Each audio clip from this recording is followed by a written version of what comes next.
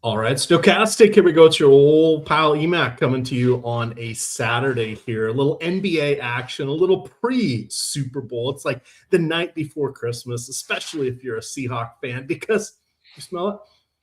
Revenge is in the air. This is a revenge game, 100%. Nobody was with either team back in 2015 is playing tomorrow. But in my heart, this is a revenge game. How you doing, Spags?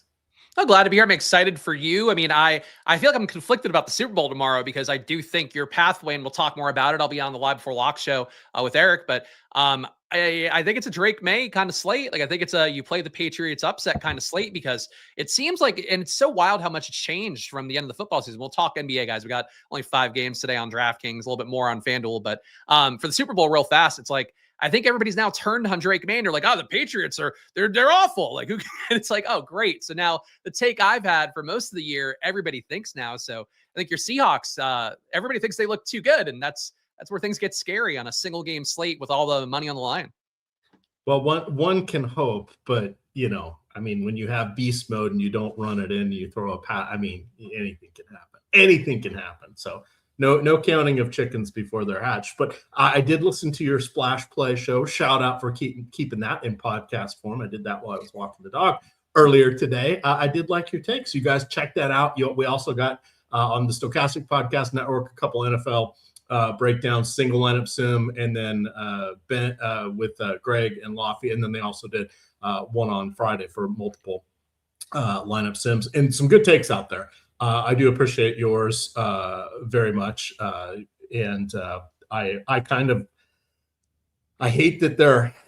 Yes, the Patriots had a pretty easy schedule, but they will now be facing the 3rd in a row best defense in the league, because at least the quarterback's healthy and the O-line's healthy. I mean, well, I guess Darnold's got his oblique stuff or whatever, but I know I get it. The emotional hedge for you, especially though, for the emotional hedge part, I feel like you got to load up Patriots 5-1s, Patriots 4-2, Drake May captain, just go nuts on those boys tomorrow. Those were my exact thoughts when I was listening to your analysis. I'm like, all right, I got my 35 tickets into the Millie. Let's, you know what? Let's go after the Patriots here, because if the Seahawks win, I won't give a shit. That's right. A good donation then for the, for this cause there, just a hedge, the emotional hedge, very important in betting and DFS.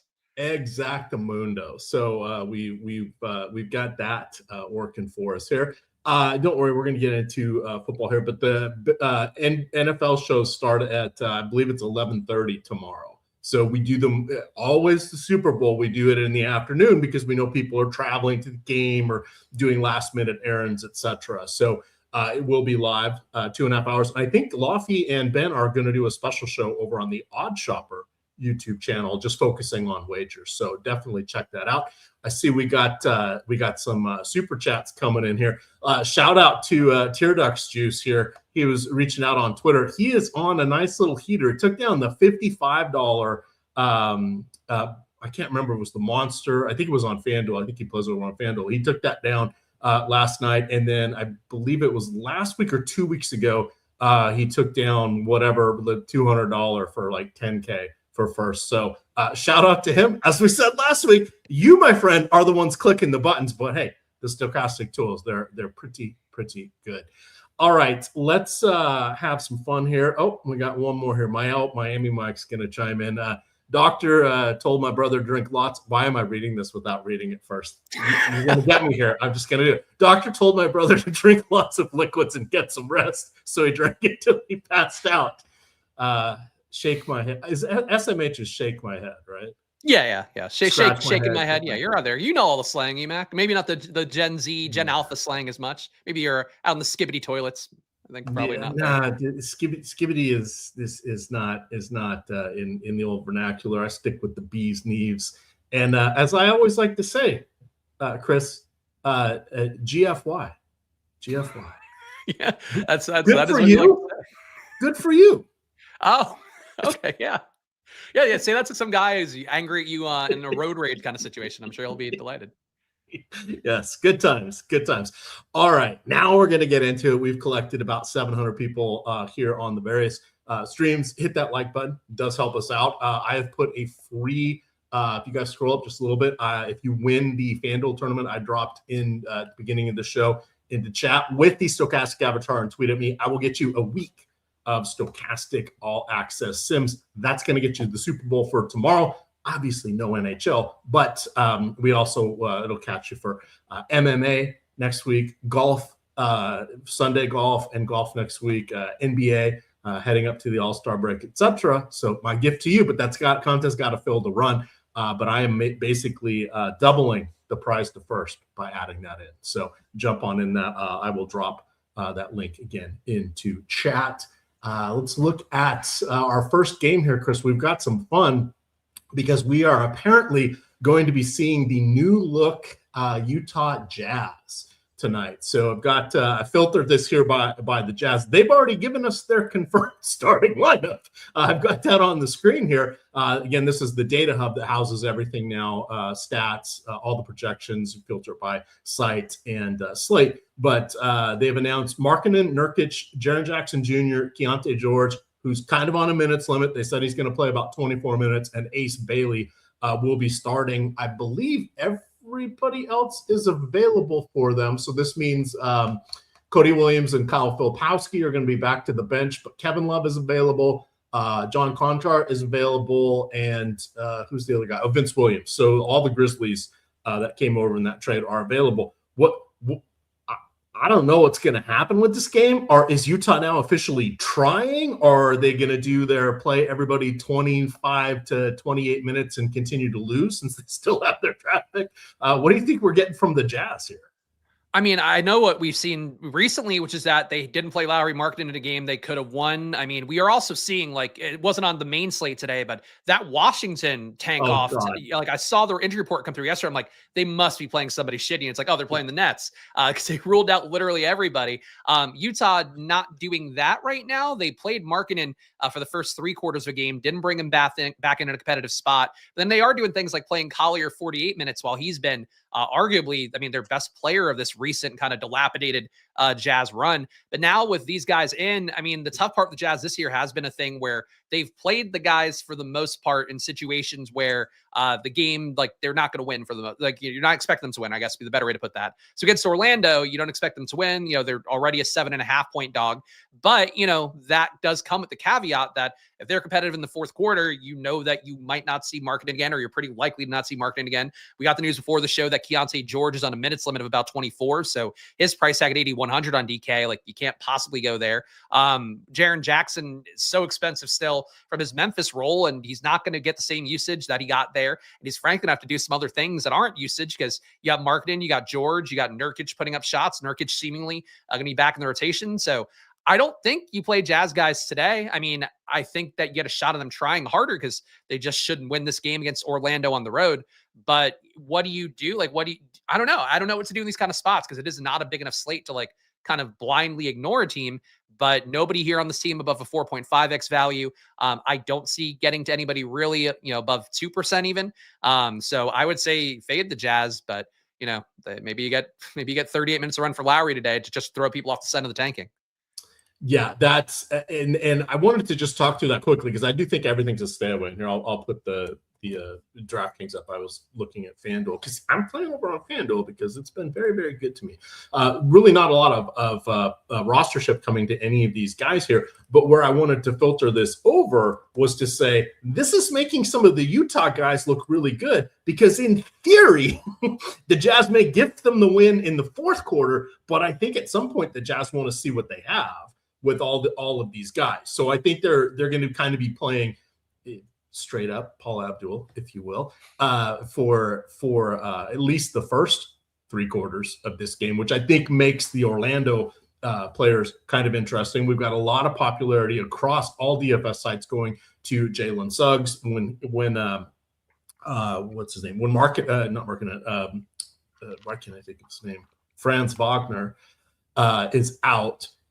Suggs sees more offensive opportunities. He has gets more touches per possession, and he also is kind of their lead distributor. Now I say lead distributor because Orlando has a whole bunch of capable passers there. Wagner when he's healthy, Banchero, Anthony wait, no, not Anthony. Who's their backup in there? Anyway, Anthony Black. Yeah, Anthony Black. Sorry, I was getting confused between Cole Anthony, who's now was with the Magic, now with the Bucks. But it's one of those where I really think Suggs is a building block today. We'll kind of use him as our first official analysis point here. But what are you thinking about 60, almost 60% rostership here on DraftKings? Now, keep in mind, FanDuel has added the 2 10 o'clock games, so it's going to be different over there. But how do you like the Magic in what should be a game that they're going to have to go out and win? But they'll probably get it, right? But this is a good spot for their players. What do you think about the Magic here? Yeah, I mean, Suggs, the ownership does seem crazy high, 59%. I can see getting to that number because I think Suggs is a great play. Not a lot of tremendous values on the slate. Not that Suggs at 6,300 on DraftKings is an actual value, but relative to his price tag, I have him as about a 5.8x value. So he is a guy that should naturally get into a lot of lineups. He's just underpriced for what the situation was last game where he got his minutes up finally, played just over 29 in that last game and could have played more if the game were competitive, but they were up like 25 against the Nets. Let me check the actual number. They finished up, they won by 20 in that game, but I think when he went out, they were up like 25. But for how it looks for Suggs, it's getting more reliable minutes for a team like, Emac mentioned, Suggs, the rates do come up pretty meaningfully. We're having Franz Wagner off, and Franz, unfortunately, still off. But at this point for Suggs, it's been about 800 possessions this year, so very good sample size. 1,000, the rates are predictable moving forward. But at 800 possessions, he's had 29% assist rate, 23% usage, 1.14 DK points per minute, and that's more than Anthony Black. That's more than Desmond Bane. The only guy he's less than on the team at those rates with Franz off the court is Paolo Banchero, and he's only at 1.17 fantasy points per minute. So I think for Suggs, he's worth whatever that ownership is. That said, at 6,300, you can find other guys that have comparable ceilings, but I don't think Suggs, in my opinion, would be the guy that kills you on a slate. Very likely to hit, a decent projection. The very least, think he'll get you 30 fantasy points here, and at 6,300, that probably won't kill your lineup with his ownership. So to me, Suggs, probably your most, definitely your most wheels up play in this game, and maybe on the slate. Yeah, and I was tentative. I wrote up over there on Tails. I talked about Suggs. I thought we'd see his popularity sink a little bit into the 50 fantasy or 50% range. I think he was 63 or 64 earlier today when I wrote that up. He's come down a little bit, but we get more news, we get more people ruled out, ruled in, etc. Things start to solidify. But I thought he'd come down more than he did. I believe he's about 30%.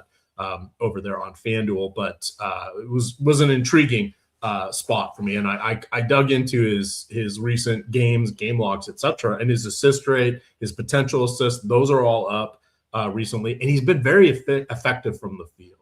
So that could slide back a little bit, and now we'll have to see how the defense gels here. But Utah, for having been a punching bag most of the last couple of seasons, or a desirable team to take with opposing players, they now have a former defensive MVP there or defensive player of the year with Jaren Jackson. And, Nurkic at least is a big body. When he's got another big next to him, he can be a little bit more effective. So they do have some people patrolling the paint now. So I found that interesting. I'm not as good as you and Josh and guys looking up drive numbers and things like that, but I was trying to look at those for Suggs just to kind of see what would happen. Yeah, you got it all right. So I mean, that's you're winning. You don't sell yourself short, Emac. Well, I like to know that I know I'm getting it right. So just a little caveat when I'm doing it off the cuff. But hey, again, all my free content over there on Tails, you guys can follow me over there. All DFS content will be free. Anything else you want to take from this game here? I know we spent a little bit of time here, but this is good to sort of set the stage, and now we need to recalibrate in our mind what's going to be happening with Utah going. I think Orlando looks like, to me, overall one of the better teams of the slate, and I'm not some Orlando fan in terms of just getting them a lot fantasy wise. Like guys like Banchero, I really don't get to very often, and not that I'm getting a Banchero a ton, but I am getting the field right now is getting 29% Wendell Carter. I'm getting 34% of him. The field's getting 25% Desmond Bane. I'm getting 22% of him. For Banchero, field's at 19%. I'm getting only 11 there, but do you think at a 9K salary, he's obviously got the ceiling there. And with the ownership for the Magic being pretty high, like if Suggs does fall short today, if he even gets less assists, it might be because Banchero played more ISO ball or whatever the case may be against Utah. So do you think there's a little bit of a push-pull dynamic there for Banchero and Suggs more than other players on the team. That Suggs is likely going to assist on their buckets. Anthony Black fields 12%. I'm getting 18. Just Orlando, I think overall, maybe not the most appealing team on the slate because there are a few others that have a lot of guys, 4 or 5 guys picking between 20 and 50% ownership. But with Suggs being that high and a bunch of guys around, 20 to 30%, let's say on DraftKings, I think you can roll the dice here. Just 121 implied points for Orlando. Despite the Jazz, like Emac mentioned, like on paper, they should be a better defense. But still this year, giving up 123.3 points per 100, you are talking, bottom of the barrel defense for Utah so far. So even if it gets better, maybe they give up 118 and they're still one of the worst defenses in basketball, but it's not quite as egregious. So I think for how Orlando looks here, you probably want to get your pieces and you hope that Utah is going to do what they should do at the end of the game and give up, and these guys will still get there on the Orlando side.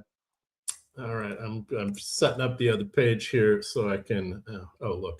Filter on player and instead of team, and Orlando Robinson pops up instead of Orlando. So let's share this tab. So just shaking things out here for why does this not work? Oh, because that's Yahoo. I know you guys don't want to see Yahoo. I need to have it on FanDuel. So we got Orlando, FanDuel. You can see Suggs also very popular there. Banchero, Bain, etc. So FanDuel's salary algorithm didn't quite get there on those guys the way DraftKings did, but so which keeps them in the mix, even though they have the 4 extra teams in the player pool on the Blues site. Let's sort of let's just do game by game. We'll get it along this way. And thank you for pointing out the Cole Anthony now in this with the Suns. I had not realized that was one of those trades that sort of at the end when Chicago was involved in a few things, 3-way deals, etc. I missed that one. Charlotte and Atlanta is our next one up. No Jonathan Kuminga making his debut for Atlanta just yet. Onyeka Okongwu is back after that elbow to the mouth and oral surgery and all that craziness that he had to go through. You've got Xavier Tillman will not be playing. He came over from Boston as part of a move, deck chairs on the Titanic, as he hardly was playing for Boston. And then no Malachi Branham either, but you've got Gabe Vincent making ready to be in the mix, and Buddy Hield in the mix for Atlanta here. What are you thinking? Is there anything worthwhile in this game? Because less than stellar defenses. Yeah, I mean, the Charlotte side, I think, is much more appealing than Atlanta. Like Jalen Johnson, you could talk me into in most spots when you have at least one of, Porzingis being out was really the big thing for him this year, rate-wise. On the year with Porzingis and Trae Young off, obviously Trae Young's not coming back to the team, and neither is Porzingis now. You have to see Jalen Johnson put up 1.45 DK points per minute, so that's an appreciable jump up from a season average. A little bit more usage. The assist rate gets a little bit higher as well. As for Jalen Johnson, it's tough with Okongwu being back in and Landale now being, I would think, a more competent backup center than stuff they've been rolling out lately. It does feel like Jalen Johnson's production to me should start to come down. But, last game we saw Landale have a really good debut, like better than I think the minutes wise, that Stokastic had for him in the minutes. Projection wise, I think he beat out any outcome you would have for him there, even though he was good on Memphis this year. But really take it to another level. I think that, the more you have these guys playing, Okongwu, now fully fleshed out as a center with Porzingis being gone, Landale as a backup that I think is more competent than your Mo Gay, Christian Koloko, Poo Platter you're putting out there. So I think Jalen Johnson, the upside's not as high. For Charlotte, though, you're missing Kobe White. You obviously have no Sexton at this point. So you are opening up some more opportunity here for this team. And the total at 118 implied points, I think they look a lot better. But I'm curious your thoughts first, Emac, on Atlanta. Like Jalen Johnson, are you doing anything with him today on FanDuel?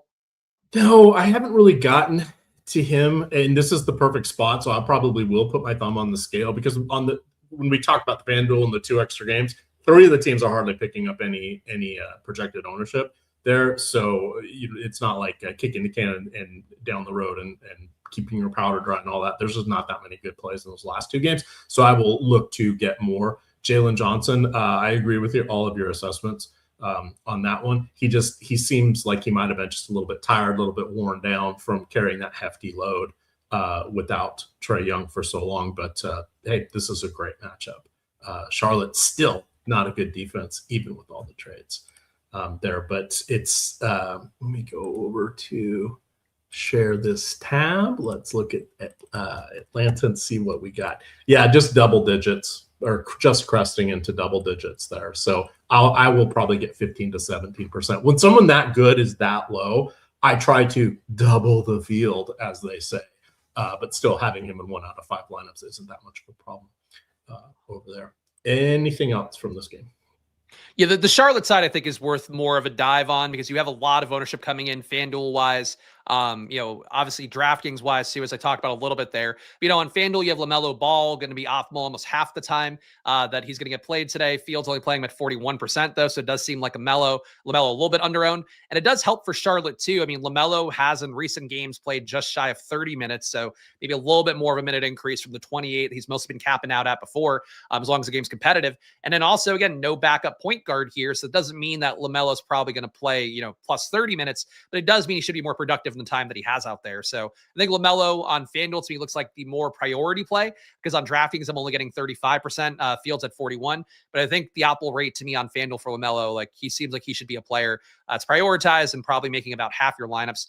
Brandon Miller, 7,200, a little bit too cheap as well. Again, you're losing Sexton, replacing him with guys that are not going to produce as well. So for Brandon Miller, I think another guy here, Fields at 44% on DK. I'm getting 47, so a little bit more above the field on him. But same thing on FanDuel as well, where Brandon Miller, 44% played by the field, a little bit underowned with about a 47% optimal rate. So got another player that looks good on both sites. Con Knipple, Fields at 25% on DraftKings. I'm getting 30 on FanDuel, a little bit less appealing there. Fields also at 25%, but you're only getting 21% optimal. So Knipple at his price tag to me, only being shooting guard eligible as well. A little bit harder to feel super great about for Knipple. Miles Bridges, never a guy I like very much, but he's 5,900 on DK. Does stand out a little bit there. And then again on FanDuel, a little bit cheap too at the same $5,900 price tag. So for how it looks for Miles Bridges, again, he's really been like the worst producer out of the key Hornets. But this year, I think he's still just too cheap on both sites. So willing to be there. And then last but not least, again, really most of the starters here are coming up for me. But Moussa Diabate, Fields at 24%. I'm getting 23 on him on DraftKings. And on FanDuel, think that maybe a less of a priority play. Fields at 24%, optimal rates of 20. But all these guys, like all your 5 Hornets starters at this point, pretty guaranteed roles, reliable minutes on paper, good total against Atlanta. So Charlotte, one of those teams. We have a few teams on the slate that are like total no-fly zones like Utah, and a couple teams where it's like, oh, they all look awesome here, and Charlotte's one of those teams. Yes, definitely. I see people asking about our next game. There is Jokic going to be in. I don't know.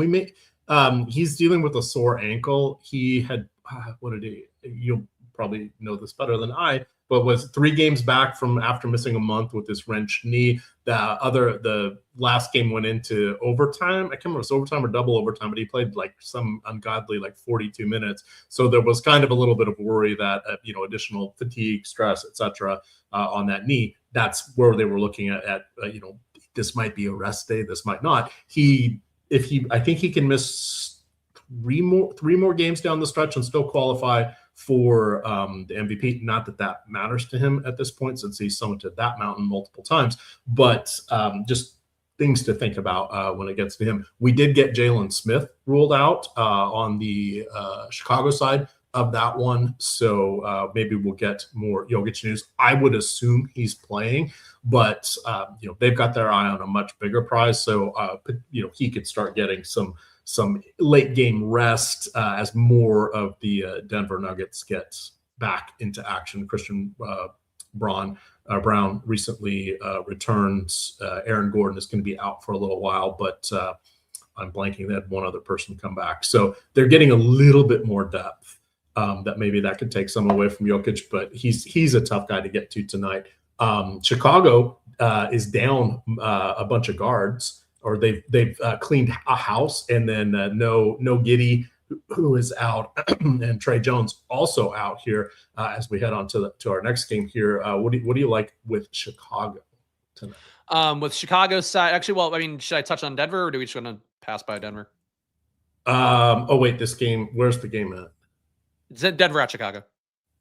Oh, sorry. It doesn't matter which one I do first. I'll just go Chicago first. And with you, sorry, I thought it was in Denver, so that's why I said no, it's all good. So Jokic, I'll just do the Denver side. Played 44.5 minutes, like Emac mentioned last game. I'd presume he goes, and the fact that you're getting him, like even if Jalen Smith were in, I would have no concerns about this matchup. Jalen Smith being out, like they're going to have to play more Yabu, I guess. And, I think Yabusele is like a very willing defender. I think that he played interestingly with all the pace they had, and clearly seemed like Billy Donovan was gravitating towards him in that last game. Played him a ton in the second quarter, played him a ton in the fourth quarter as well. Some of that was Isaac Okoro being ineffective and I think having a little bit of foul trouble. But, Yabu's probably going to get a lot of run now. And then it's going to be him and Lachlan Ulbrich playing center. So if Jokic plays, I would not want to be under the field no matter what. Like, he doesn't project like a monster to me or anything. Actually, have him 2 points lower than Stokastic. But the field at 29% Jokic, 8 o'clock start time, I would just carry whatever Jokic I could get to 8 o'clock because this matchup at this point is like as hospitable as it could possibly be. And for Jamal Murray as well, I think it's not a bad spot. Emac mentioned that you were getting some guys back in for Denver, but you are taking Peyton Watson out, still have Aaron Gordon out, with Peyton Watson joining the injured list, Aaron Gordon out for however long he's going to be with his hamstring recovery. And you might get Cam Johnson back in today with the Q tag, but even if he comes back in, he's probably not going to be as productive or get as many shots up as Peyton Watson did. So I think it actually looks pretty good for Jamal Murray here. Christian Brown's been a total non-factor this year. At some point, I would think he'll earn his contract and start getting some more shots up, but he's only got a 15% usage rate on the year. Cam Johnson only has a 15.3% usage rate. So these guys are just not getting shots up. So going against Chicago, soft matchup without, really the team at, I think, full composition. And for that debut for Chicago, they mentioned it in interviews after the game, like they felt like they were playing too fast. They need to play Billy Donovan's version of fast as opposed to like what they were actually playing. But they were playing fast and loose and poorly. And I think getting some Denver here, even though Jokic expensive at 11.8 for sure relative to the slate, even though it's cheaper than he used to be. And Jamal Murray at 9K, a little bit pricey still. But like one of these guys having a ceiling, Chicago somehow stays competitive. Both these guys having a ceiling, I think is possible. So I'd really think Denver important to me to be either with the field or a little bit above it. And then on Chicago's side, Anthony Simons, the big ownership play here. Fields at 44%. I'm getting 45, so not a bold take there or anything. But it does seem like Simons at 5,300, probably worth that exposure. Had a good amount of usage in that first game. I think I have that up here real fast. 23% usage, a little bit higher than what he had overall in most spots in Boston this year. But nobody on Chicago really put up a ton of shots here. Buzelis came back down to earth. He was a guy with Giddey off the court this year and a few other Bulls missing. Your Kobe White tier of guys. He had to put up a 30% usage rate, and that debut only 21%. Really felt like he was kind of standing and watching both Jaden Ivey and especially Anthony Simons a lot in that game. But I really think for the spot for Chicago, it's the fact that you have this rotation coming together. A lot of assumption on the ownership for Simons and Ivey. Both these guys, again, Simons at 45, Ivey at 40. But they seem worth it. I know the chat was asking about Sexton. I don't know that they're going to give Sexton that amount of run. Felt like the amount of run they gave to Simons and Ivey was like, we believe these guys are going to be potential parts of our future here, or at least we want to see if they can be. For Sexton, the fact that he didn't make his debut, and at this point he is, I think, not the caliber of prospect, doesn't have the contract either of a Simons. I don't know that Sexton's a guy I would look at and expect him to be a pivot point, but he's going to be 15% owned by the field. You get 12 there is what I'm getting. I'm cool with that. The Bulls are going to look different, though, with Jalen Smith out. So I'm curious to see what the update looks like. You'll get more Patrick Williams as well, I suppose, playing small ball 5. But, man, it's Bulls Emac are a mess, but a mess that you kind of have to play today. Yeah, it's that's the perfect way to do it. I liked your example or your call of what was it? Enthusiastic defense. So yeah, it's a perfect description there.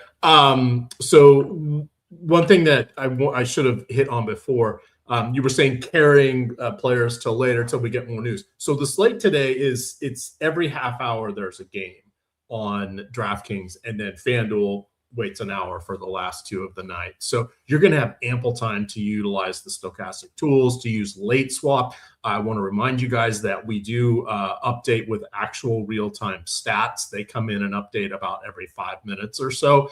You won't see the projections change because the projections aren't changing, but behind the scenes, it's bringing in the actual on-court action, projecting some remaining minutes, time, etc., and then that works into the ROIs and the sims based upon what's happening. So what it'll do is if you have some underrepresented players doing well early on, it'll push towards a little more chalky in those lineups for later, and vice versa. So you definitely want to be utilizing the Stokastic tools here. In the description below us, in the YouTube description below us, you can get a link, our link join. If you sign up for any of those operators, you not only do you get their deposit bonus, but you also get 1 month free of your choice Stokastic Sims or a Tails package over there on tails.bet. But you have to go through our links and you have to click the join button from our page. That's how we get tracked. We get a little something from them. We're giving a whole bunch to you with 1 month of your choice single sport sims. I recommend basketball since there's only one more day of football. Let's see here. Anything else you want to hit on overall? And it was Cameron Johnson coming back, and then I had forgotten about Strother going back. Yeah. For the rest or not of this, Strother, who was it? Watson. Sorry, Peyton Watson. Yeah, Watson. I think Watson being out matters a little bit more than people might realize because he has been, your third banana on this team with Aaron Gordon off in particular. So he opened some eyes with that extra run that he was getting with all those guys out, I think. Yeah, I mean, he honestly really impressed me. He was a guy I thought was like just a dude, like when I saw him last year. And like I watched a lot of the Nuggets games this year because, had a lot of ownership on Peyton Watson. He kept popping up in my data. And man, he had a really nice mid-range game. Like he did a lot of stuff that guys on this team have not been doing. Like again, talked about Brown not shooting, all that. But FanDuel wise, do think too, similar numbers. Just wanted to quickly mention that site for things real fast. Ivy, Simons, both guys are on 45% optimal rates, a little bit under owned in the data. It looks like with Ivy at 39%, Simons mostly appropriately owned. Jokic, also a player that looks under-owned optimal rate-wise, 35% and change optimal rate, Fields at 29.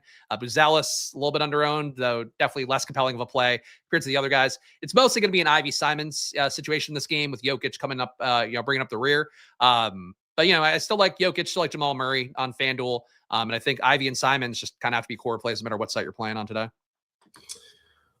All right, let's continue on here. Let's see, that is the third game. So 2 more on DraftKings before we say goodbye.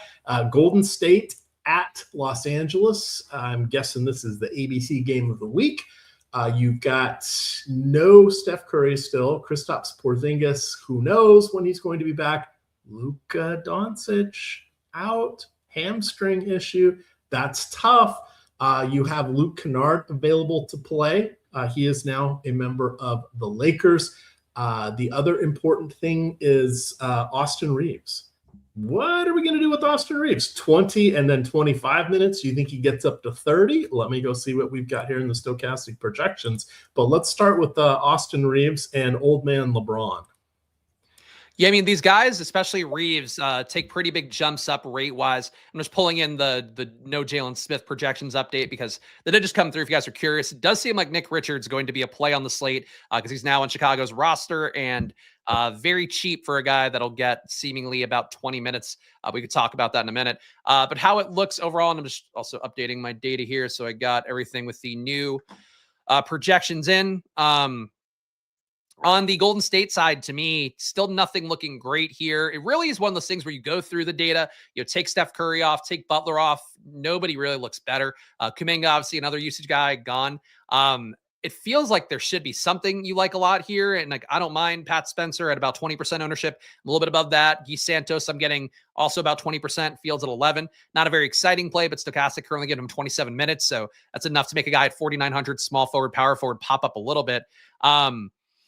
Al Horford, I'm getting 26% of. Fields at 10 doesn't feel great, but you just have so many shots to go around here. And really the big thing for Golden State is just nobody's been good. Nobody with Steph out, with Butler out has actually been good. You've had, moments of good stuff from Podziemski, whatever. But the total here at 109 implied points, mostly fully available rotation. Nobody projected to play over 28 minutes either in Stokastic's data. That's all kind of a losing combination here for this team where despite missing some of their most key guys now, really their 3 highest usage players all, injured or gone.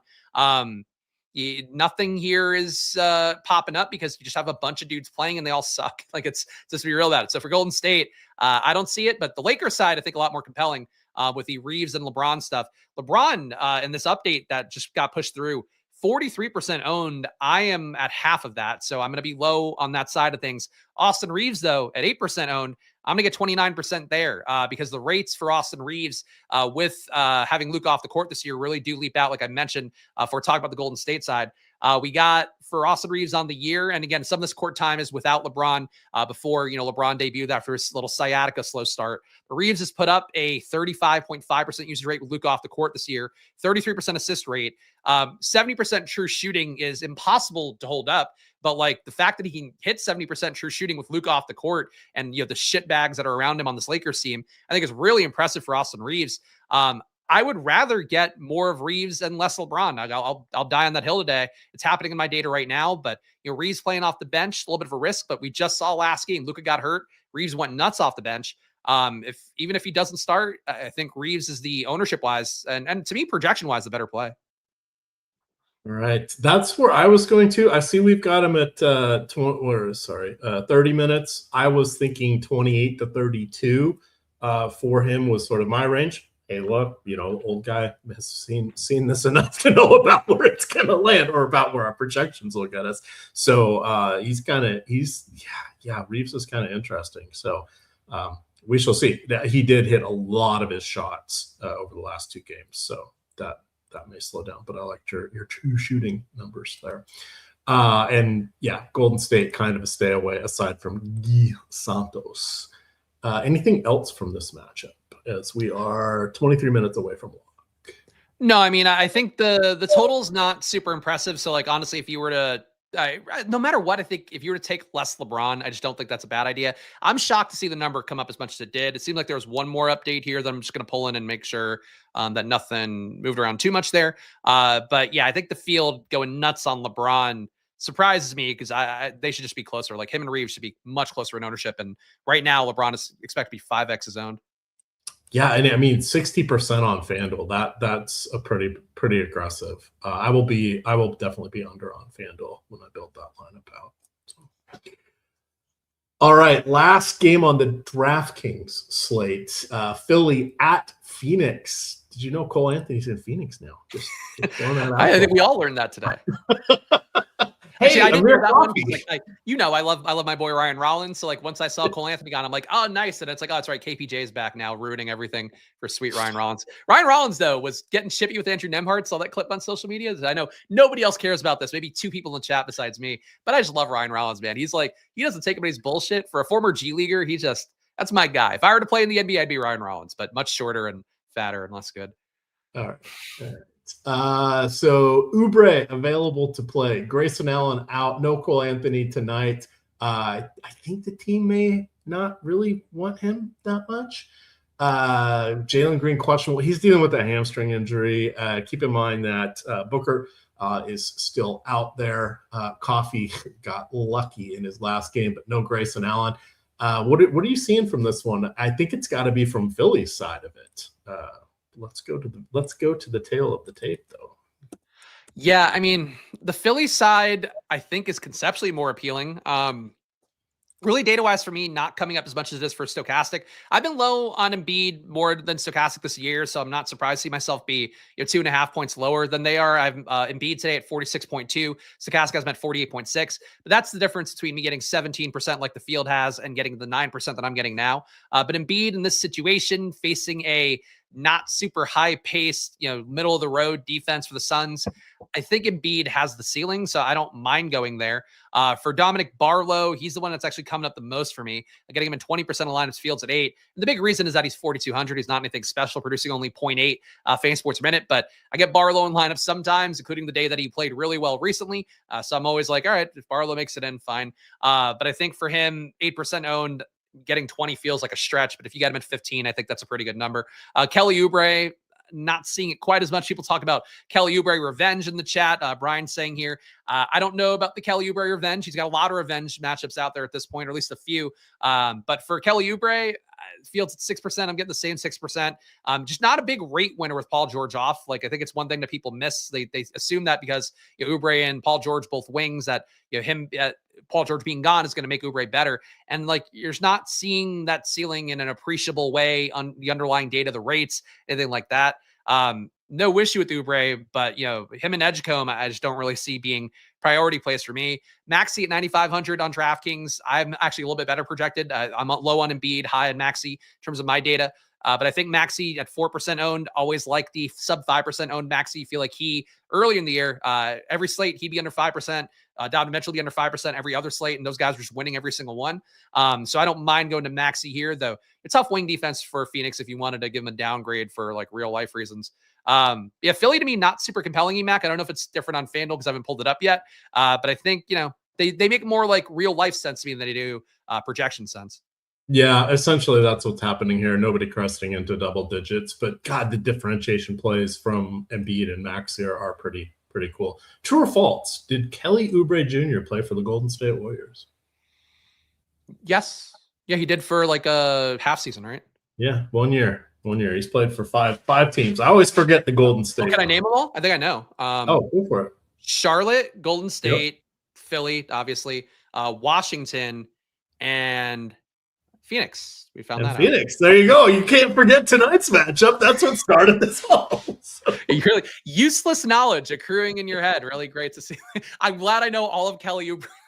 That's one of those like that needs to leave my brain. I need to remember something important that's not that.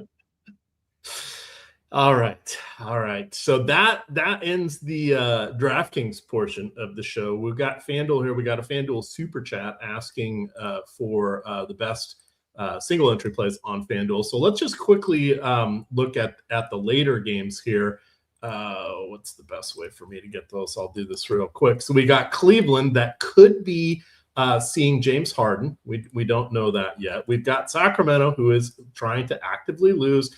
They've lost their last 11 games. They've lost 18 of 22. So they are, they own their pick. They're finally doing something that's probably right. So we'll see what happens there. We have Portland and Memphis. There's deja vu. Why, yes, these two teams played last night. We're seeing a lot of teams that end up in Portland, and I want to say Minnesota feels like the other one, that they get like consecutive back-to-backs or, a Friday, Sunday kind of thing here. It's just, it's a little weird, similar to you get the two games against the Florida teams, the back-to-back LA one, etc. But Portland seems to be popping up a little bit more, which makes sense because they're an outpost all by themselves because the Seattle Supersonics were stolen by a bunch of oil barons. When you're right, you're right. Sad. All right. So let's see here. Sharing that. So what we've got here is Nick Clifford coming in as a bit of a discount dandy on FanDuel. You have Dylan Cardwell. That is because Sabonis is out, Monk is out, Zach Attack is out, and DeAndre Hunter is out. You are also seeing Sacramento basically play a 10-man rotation, and they are taking it pretty easy on everyone. So that is their tanking strategy to not play their good players. So it's a little tougher to get overly excited about these guys, but Cardwell is cheap and Clifford is cheap. Westbrook, he's fine, but his minute, I think in his last start, I think he had like 19 and a half minutes and 24 in the one before that. So even he's not getting much run there. The other one that we really need to know what's going to happen with Abdia or James Harden. That's really going to impact the FanDuel side of things. But if we look at, remove all. If we look overall on FanDuel here, do you have some plays you would like to call out? I've got it sorted by the rostership here. I think Jokic is the one I want to throw out. Yeah. We had mentioned that when I think going through that game, I would agree with you that Jokic to me, definitely an appealing play, not, as much of a priority play in that game as Simons and as whoever the other guard is, whoever the other asshole is, Jaden Ivey is in that game. But yeah, I think for how it looks for Jokic, I agree with you. In terms of the late games on FanDuel, because I feel like I actually covered FanDuel better than I usually do, so I don't have anything more to add here. But James Harden is officially available today, so that does matter. That came out when we started the show, so that might have slipped through us not mentioning it here. But Harden being in makes Cleveland's side to me look less appealing overall, as shouldn't be a surprise. Sacramento, like Emac mentioned, they are tanking. They're not playing guys that matter in the fourth quarter unless the game is totally out of hand. So don't think you want to be there either. Though, honestly, they should play Westbrook more because he's like your ultimate tank commander. He'd be happy to put up empty calorie triple doubles and look like he actually matters again. But yeah, for FanDuel, oh my God. I love that you called him out, the tank commander, because who is the original tank commander? I mean, who is it? I don't know. Campaign. Oh, I thought that was where you're going with it, but there's been so many guys. And do you remember who Campaign was supposed to ultimately replace in Oklahoma? This one, wait, he replaced Westbrook? He was in the mix. Him and Reggie. Was it Reggie Jackson? Oh, in OKC, right? Yeah, when he left. In OKC, yeah. Reggie Jackson was pretty good in that run. Jackson was. The tank commander was not. But we have now come full circle twice because why, Chris? Time is a flat circle. That is true. Yeah, for FanDuel, just looking through it again for the last 2 games. I mean, really, it says it all for the 2 games you guys are getting on FanDuel today. Omax is your most optimal player. So I don't know that you're feeling too great about that. To get Olivier Maxence Prosper being your guy that's popping up the most. I think that, to me, if you were to take these last 2 games off on FanDuel, I don't think you're missing much. I will give the littlest bit of a cosign for my boy Ty Jerome, getting him back out there. I don't know what to do with his rates. I did knock his rates down so much because he's been producing Emac. And I know you especially don't care about small sample size stuff like my good friend Josh Engelman, putting up 1.7 fantasy points per minute. He was 9 for 12 the other night. he's 21 like, and Josh shit on him the other day too because he was talking about a Vucevic versus Luka Garza debate, and he mentioned Ty Jerome being like, well, yeah, like Ty Jerome on Cleveland last year beating up on second units, and it's like, no, Ty Jerome beat up on starters. Ty Jerome beat up on anybody who he got minutes against, and now he's doing it even more. It's hard to make that leap of faith, I think, on FanDuel, especially at 7,100. But DK late slate, man, I would give Ty Jerome a shot again because he's producing one of the best players in basketball. That won't hold. But could he produce 1.3 DK points per minute? I mean, Stokastic right now, kind of averaging things down a little bit, has him at 1.4 FanDuel points per minute, not even DraftKings. So I think Ty Jerome, compelling enough. On FanDuel, though, holy shit, man, 7,100, that's a leap of faith. On DraftKings, not so much. Yeah. Even, and I'm guessing they've said they're playing in kind of strict minutes, and I didn't go back and look at his 2 game logs. He basically played the first 4 to 5 minutes in each quarter, and then one of the games he played a little bit to close it out. But I'm guessing he'll probably bump up to like 24 minutes now. But they've said they're in no rush and expect him and Scottie Pippen Jr. to kind of flip flop since they both have missed all of the season, and Pippen Jr. just came back. And here's something to look at here. I'm going to show you guys something cool. Make sure I'm sharing the right screen. This is on January 19th, apparently popcorn machine died. It served us well. They've done this before because like the guy who runs it doesn't actually care about it and doesn't like make money off of it. So he just like, if an API breaks, he doesn't update it and doesn't catch it for a while. But yeah, like the fact that it's down, this tool is already better than popcorn machine. So yeah, I mean, look at this. This is the Josh Engelman version. He's been working. I hate saying in the lab, but goddamn, Josh has been in the lab on so much of this stuff. So look at this. You can click on. I wanted to show that Memphis is basically playing 10 players, and they are playing them between 20 and 28 minutes. So do not expect anything from these guys with a lot of veracity, but there are opportunities for some differentiation. You can see that they're sticking the units together here.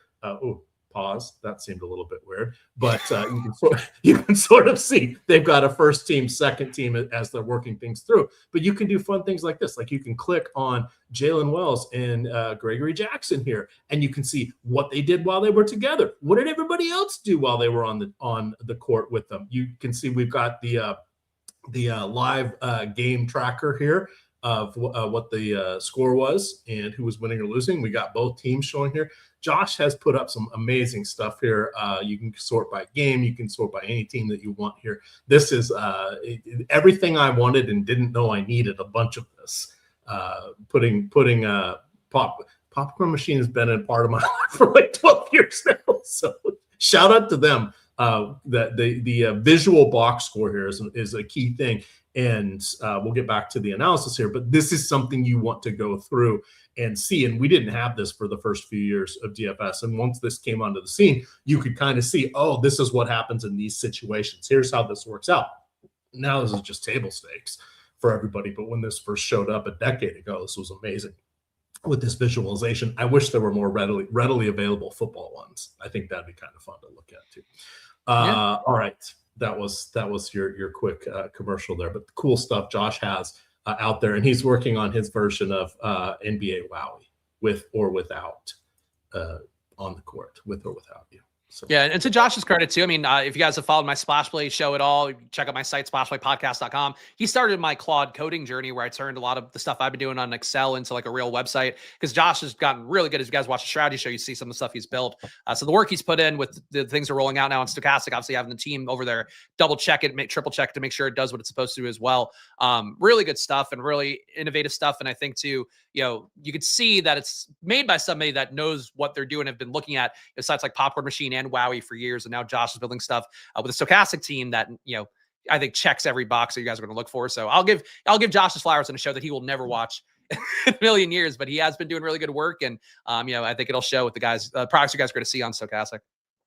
All right. See, we got a couple other super chats here. So let me, how do I go to highlight? People also desperately looking to see it, the DK ownership on screen, Emac, if you want to. Oh, sorry. I was answering that, the FanDuel question. So quickly on the FanDuel, if you run the single lineup sim, you can find the optimal lineup in the best plays. You want to kind of pick 3 or 4 of these people and then pick 2 that you go against. And that's how you want to build out a single lineup. But here are effectively the better plays across the board here on FanDuel. So let me get back to DK. Sorry, that's what pays the bills.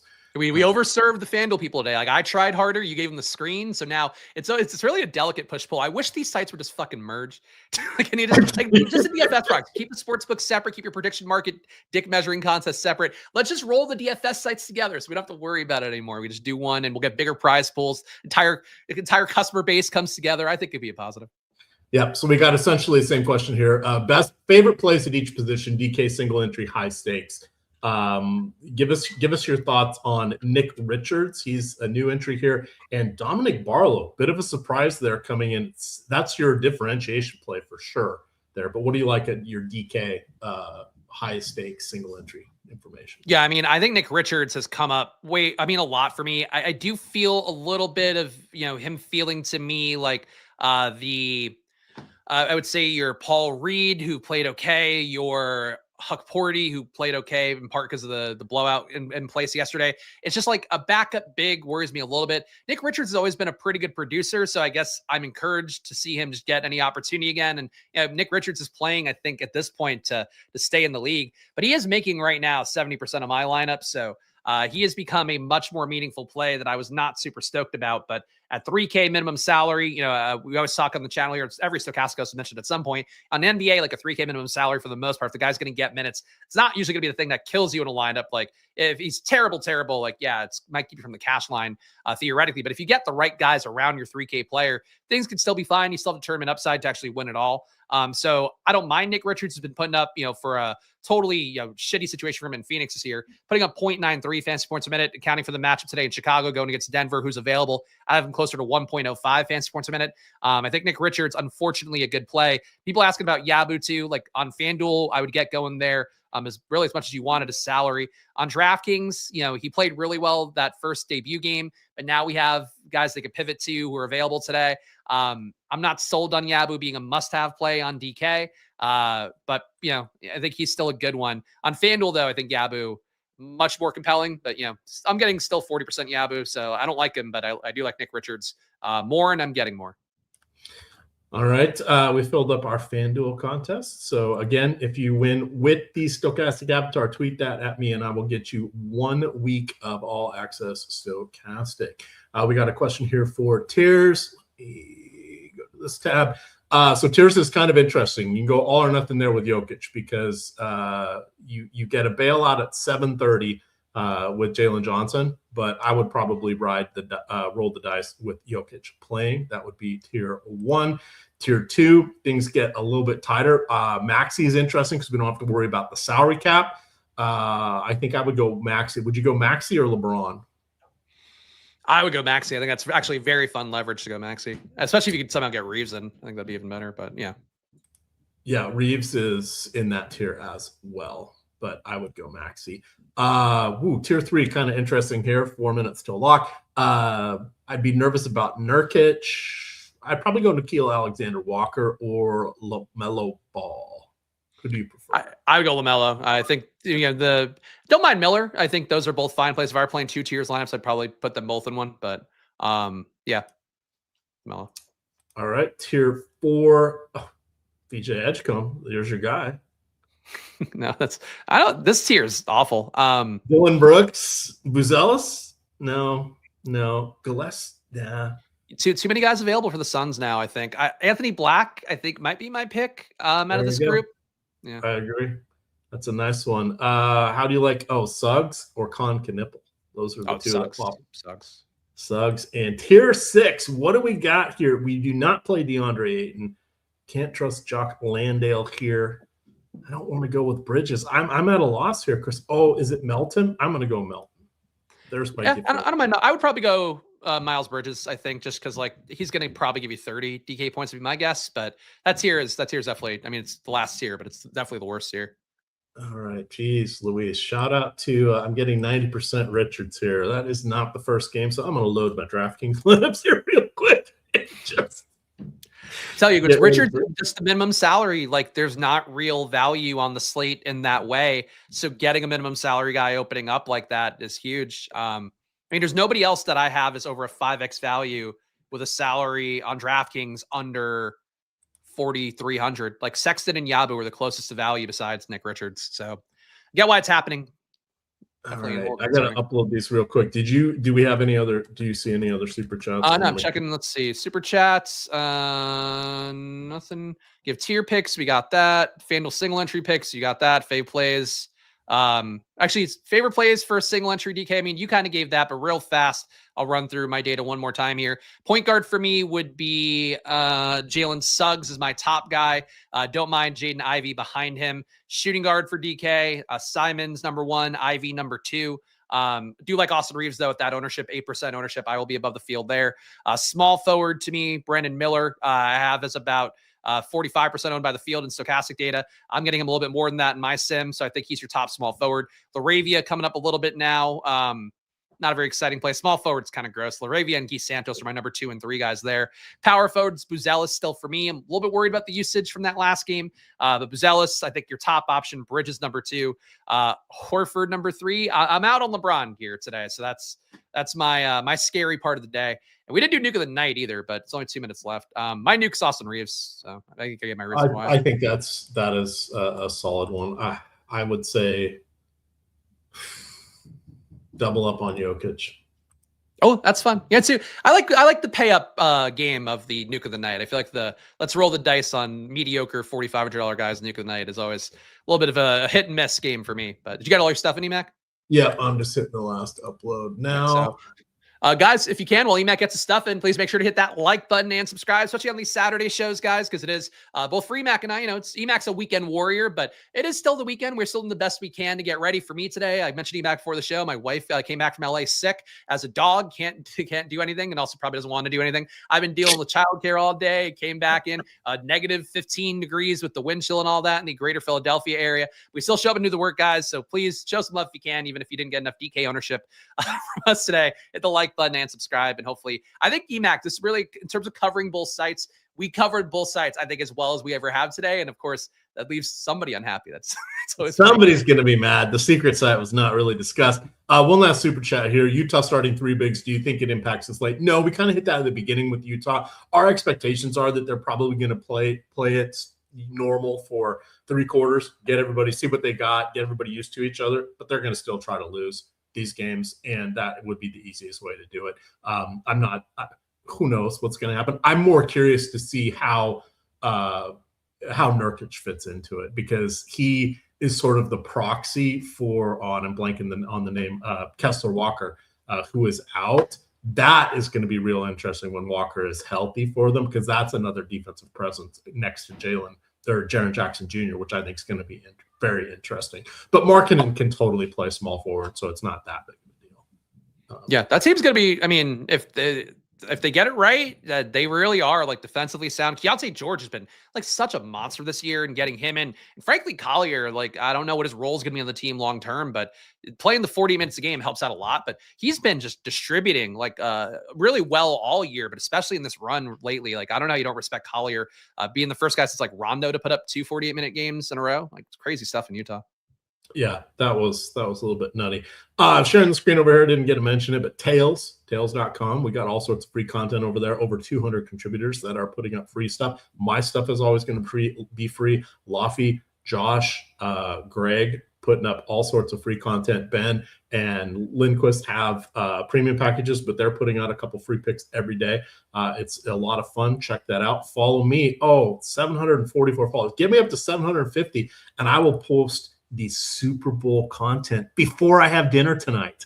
I've got it in the queue, but I need some inspiration here. So follow me over there. Get me up to 750, and I will forego dinner as I get that posted for you. Chris, I believe I heard you say you're on Tails. Yeah, actually, so not doing the pick stuff, but you can get access to all the data I put up on my splashplaypodcast.com site. So that's NBA, NFL, MLB, and it's actually cheaper through Tails than it is through my YouTube stuff normally. So $40 for a month, $10 for a week if you want to see the stuff I'm doing at splashplaypodcast.com. Good simulation data, my projections as well for NBA. So for Tails, it's really the best deal you have right now is to get in there and use that because it's $10 cheaper than you get through my usual YouTube membership. So check it out. Search me on Tails, and don't expect anything for free though, because I'm only doing it for pay, ladies and gentlemen. Got to have your standards. Yeah, you may be easy, Spags, but you're not cheap. You're not cheap. Amen, brother. 11 o'clock tomorrow morning on the OddsShopper YouTube channel, you're going to get a 30-minute show from from Ben and Laffy going over nothing but betting. And then 11:30, Greg's going to slide in on this very channel here. He's going to do some lineup building for you guys for a half hour. Then you're going to get Ben and Laffy for an hour breaking down the games. And then Lindy and Spags not going up till lock because they're on at 1 o'clock tomorrow. But remember, we put all this on so you guys get to see it, and then you don't have to worry about it when you're hosting your Super Bowl parties and you're traveling, or hey, download this in the podcast format. You can listen to it while you're heading off to your friends to go watch the Super Bowl. But that is going to be fun because go Seahawks. That's all I got. Go Seahawks. Gamble on Drake May. Emotional rooting for the Seahawks, just like you, Emac. But financially, gonna be a Drake May slate for me tomorrow. Unfortunately, but spoiler alert for the show. All right. With that, gamers, good luck.